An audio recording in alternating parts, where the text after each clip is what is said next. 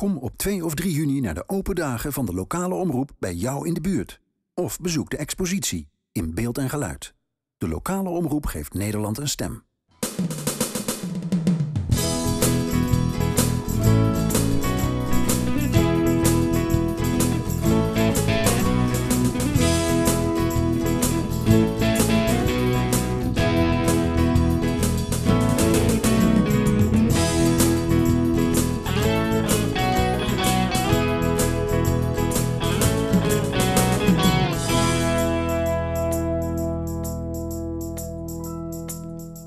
Hallo beste kijkers van Omroep Krijtland. Deze week hebben wij voor u 4 items. Koetsje door het Krijtland, Terug in Tiet, Open Dag Brouwerij en Start Pur Radio.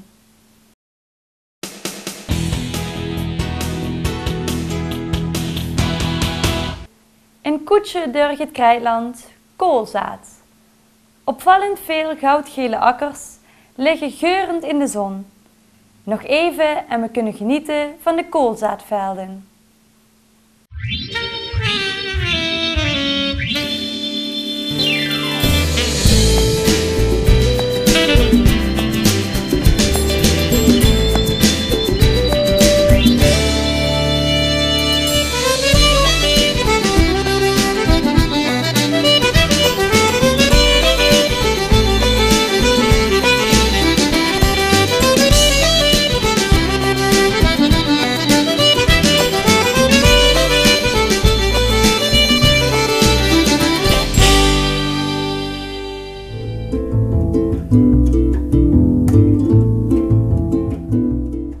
Krijtland is over het algemeen groen. Maar zo af en toe, dan komt er een kleur bij.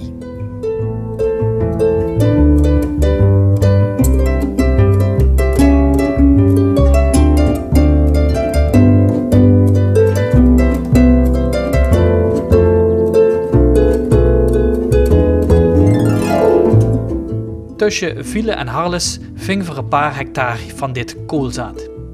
Aangeplant door Lambert Jansen.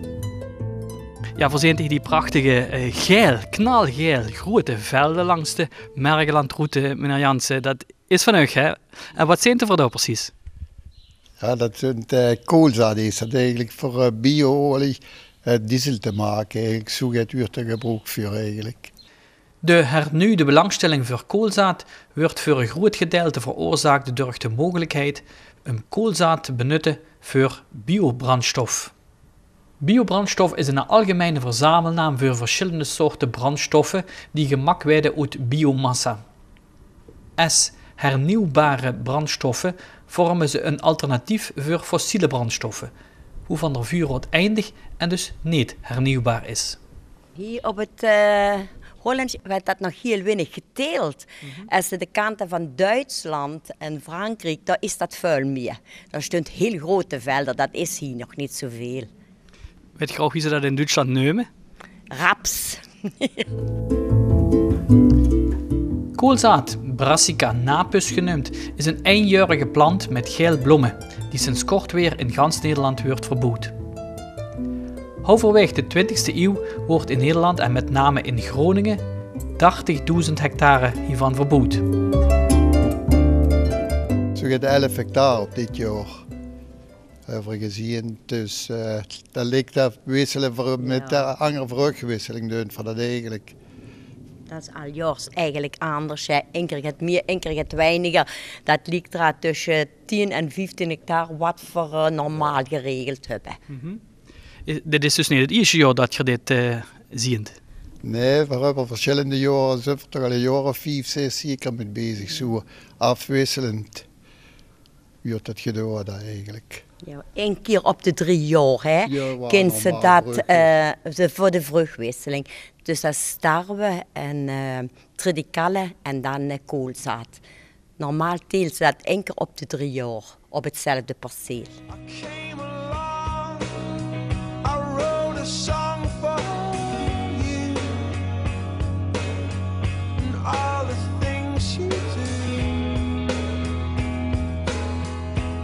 Was called yellow. So then I took my turn.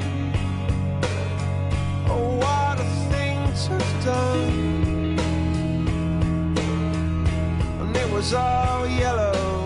Gezien wordt de laatste van augustus, begin september. En geoogst, ja, dat is in half juli in de streek, half juli, augustus zo.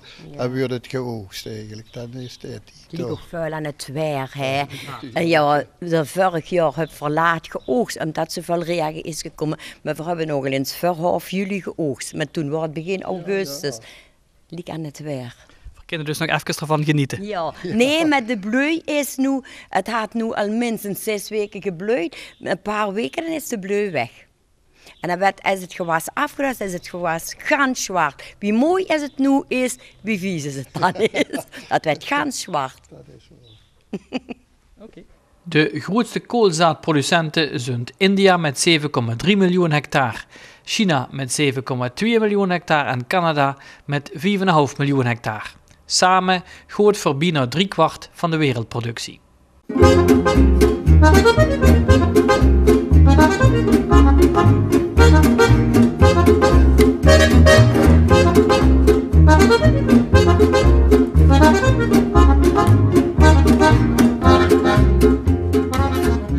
Kent ze dat met gewoon machinger oogst of hebben ze een speciale machine van jullie? Nee, dat gaat gewoon met ons eigen machine. Ja, ook het zaaien. Hè? Ja, met het zaaimachine. En het oogsten kan ook met ons eigen machine. Geoogst werd de ganse plant, die werd aan de grond afgemaaid, hè, met de combijn. En dan de rest, het kaf, dat bleef op het veld, dat werd verhekseld. Maar de korrel, die werd dan gebroken. En hoe gaat het dan heen? Ja, hoe gaat dat eigenlijk heen? Hè? Dat gaat gewoon naar... bij ons gaat dat op het moment naar België. En ja, die verkopen het dan eigenlijk weer durig. Hè? Dat gaat gewoon aan een voederleverancier, hè? Zeg ik dat goed? Ja. En die verkoopt dat dan natuurlijk weer durig. Hier in Holland geloof ik werd er niet veel metgedaan. Ja, als je naar Noord-Limburg, daar is die coöperatie zitten van ja. Die gebruiken het wel. Door Midden-Limburg zit die coöperatie voor de koolzaadolie te gebruiken.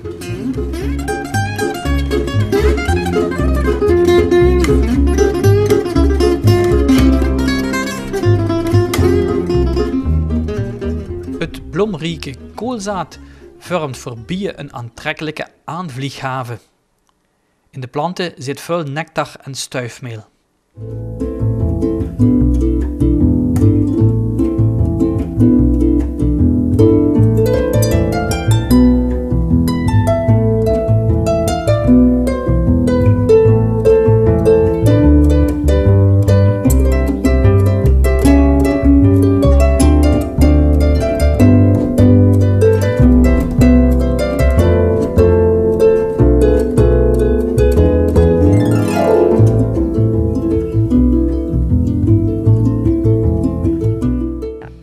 Hier 50 jaar getrouwd. Als ze 50 jaar getrouwd is, hebben ze ook natuurlijk in de bijbehorende leeftijd. Zit je hier nog degene die hier het bedrijf runnen? Ja, dat runnen veel nog met ons tweetjes. Ja. En af en toe zijn hulp als het nodig is. Hè. Maar de man deed nog heel veel tractorwerk en alles. Jawel, dat runnen we nog met ons twee. We hebben een zoon gehad. En die is naar Oost-Duitsland vertrokken. Daar had nog eigenlijk een grotere boerderij. Dat deelt toch veel meer koolzaad. Dat gaat dan met 100 hectare. Dat had misschien 200 hectare koolzaad daar. Maar ja, verdunt het in het klein. Wat hij in het groot deed. Dus opvolger heb verneed. De zoon is dan naar Duitsland gegaan. Ja, zo is het. Ja. Anders was hij hier geweest, dan had ik een opvolger gehad. Maar dat heb ik voor nu helaas niet.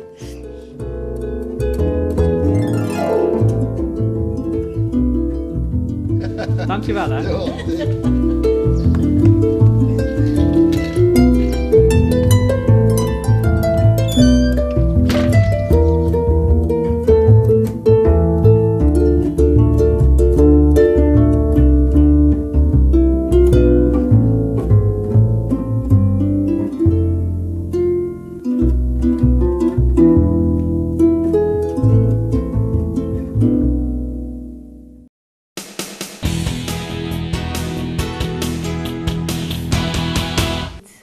De akkerbouw is de laatste jaren grootschaliger geworden.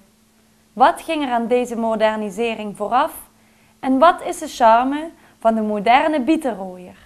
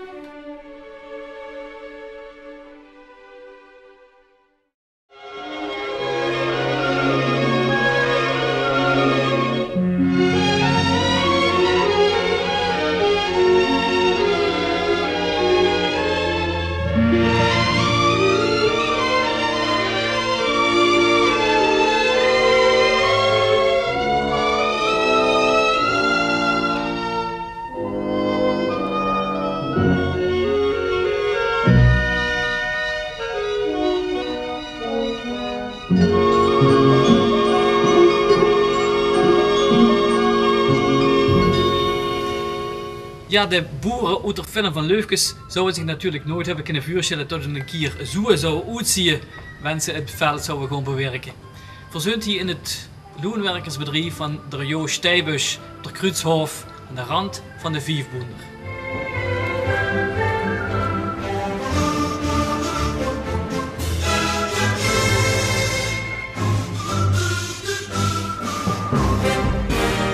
Zal ongeveer een 1900 ton zal nu zich het wegzien. De weet precies hoe nog eens een keer een natere vraag ligt. Maar in het algemeen had het goed gegaan. Als het nat is, kan het gevaarlijk zien? Nou, zo gevaarlijk ook wel niet. Verand dat in de gaten gehouden en verand dan geventileerd op 30 graden en dan een paar dagen houdt het wat terug naar 20, 21. En schummel en zo gaat? Schummel wel, maar daarom werd nog geventileerd. En hoe gaat het allemaal heen? Dat is allemaal in een boor naar het boot gegaan en dan gaat het nog weg. Veevoederfabriek? Veevoederfabriek, alles.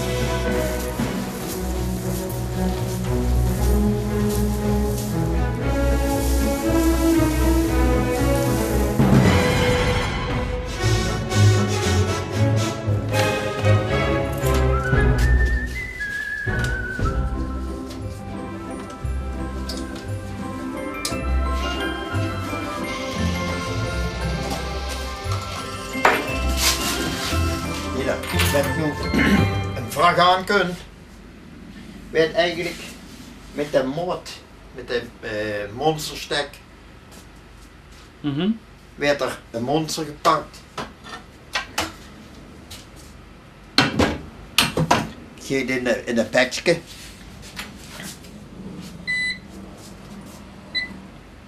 En dan schud het er bovenin. En dan kunt de uitslag vanzelf.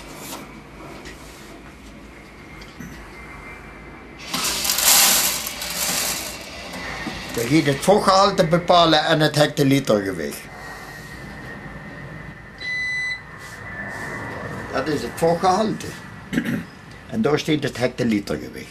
Want boven de 15% vocht werd een korting toegepast.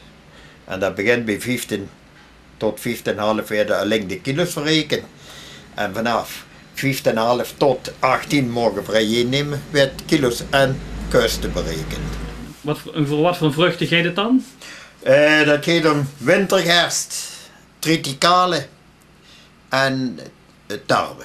En wat is dat tweede wat je zegt? Triticale is een kruising van rogge met tarwe. En er Joost Stijbusch geniet zichtbaar, bent er oude stukken uit de gezet en foto's van zijn bedrijf bekijk.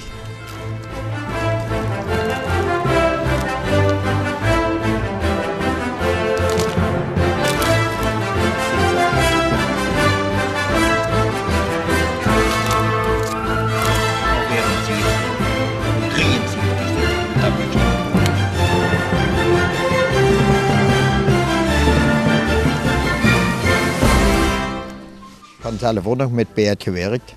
En ja goed, in 1961 toen kregen we een zwaardere tractor. En toen dacht ze een tractor voor 42 pk, dat was al geld. Wat moest ze daarmee? Maar ja, tegenwoordig deed ze niks meer met zo'n geld. Ja, want je hebt sinds die tijd natuurlijk allerlei veranderingen gezien. Wat is er zo allemaal veranderd? Niet alleen maar de tractor wordt de grotere en meer pk's, maar er zijn machines erbij gekomen die ze vroeger niet kost natuurlijk. De ben voor de pakketten suikerkroten, dat was vroeger, moet ik het er nu even aan, voor 60 wordt dat ja, heel arbeidsintensief werk. Dat wordt alles handwerk, dat moet wat met de pluisje uitgevaren. Maar het wordt eigenlijk het afstoten, het blaar afstoten wordt handwerk. En dan moeten die kroten uitgedaan worden, de wagen met de tractor moest schoven, dat paard moest lopen. Het wordt, nou, met park daar was je met een man of 3, de ganse herfst bezig. In die bieten is hoofdzakelijk de grootste verandering geweest, wat ik goed zin denken.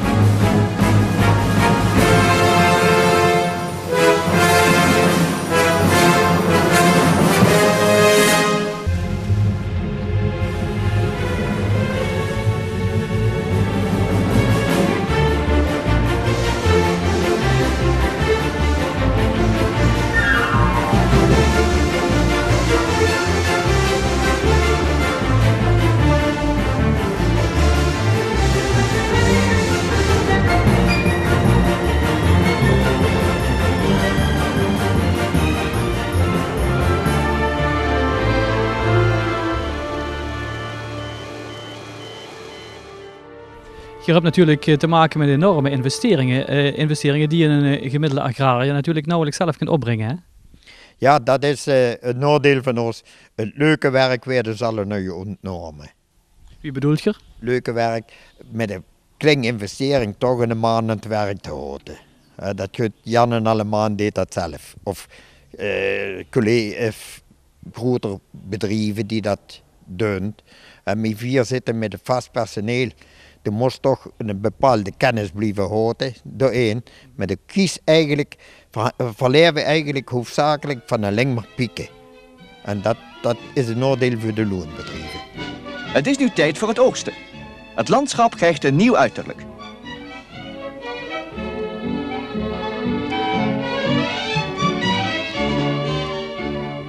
Het groen is overgegaan in een warm maïsbruin. De oogstmachines en de fleurig geklede mensen bevolken de akkers. En dan heerst hier enkele weken beweging, kleur en schoonheid.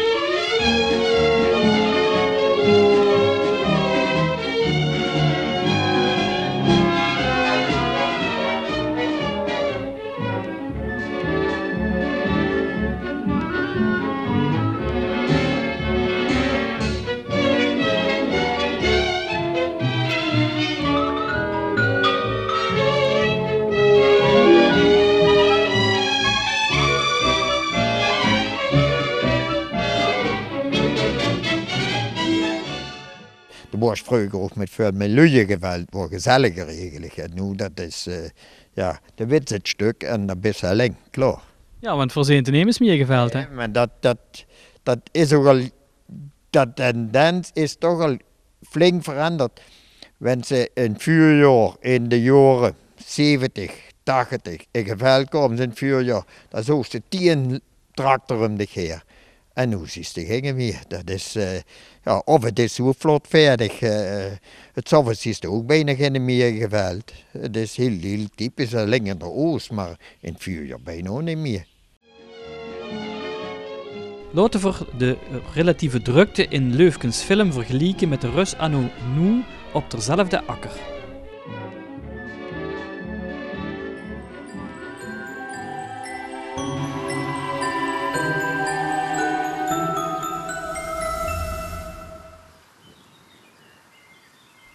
Ik geloof toch dat we de grootste veranderingen indruk gehad hebben. Enfin, dat denken we al jaren.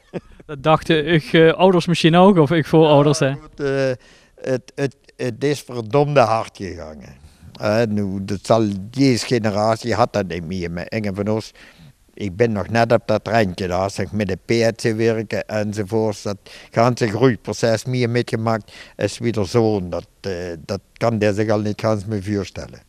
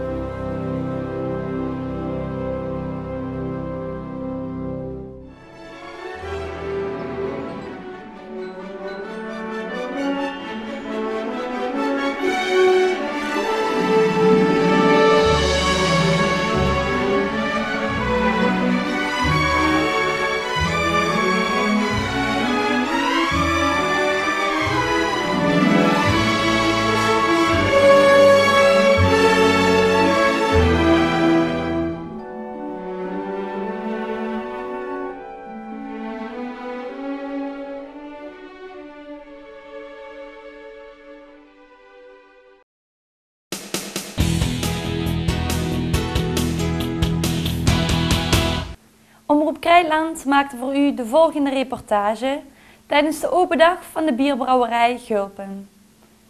Tevens was dit de aftrap van Peur Radio Krijtland.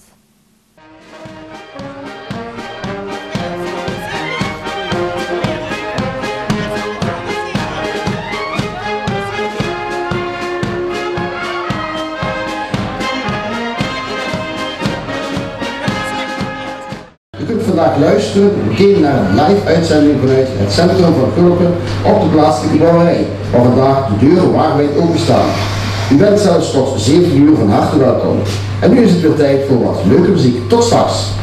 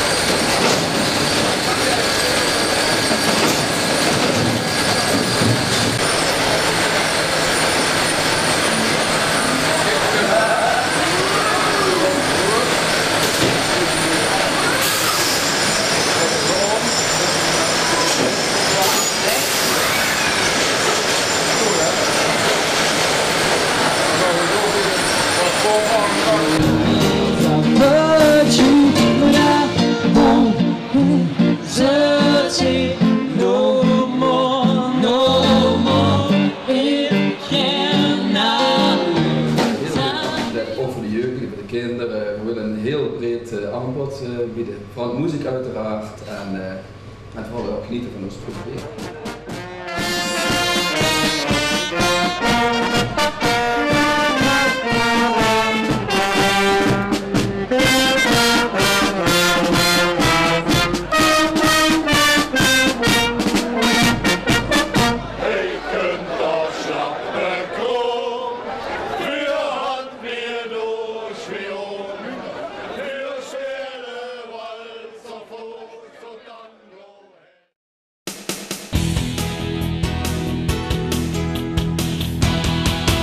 Dit was het voor deze week.